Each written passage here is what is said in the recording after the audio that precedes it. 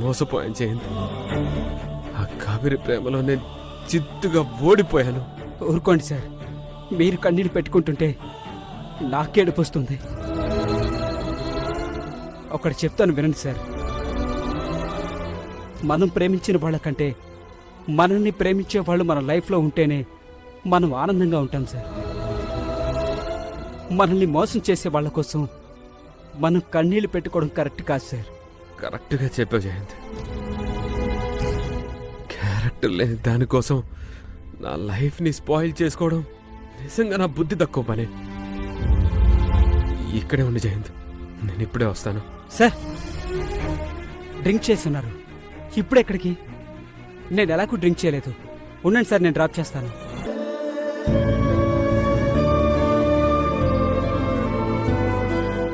మీరు మాట్లాడడం అయ్యాక ఫోన్ చేయండి సార్, వస్తాను.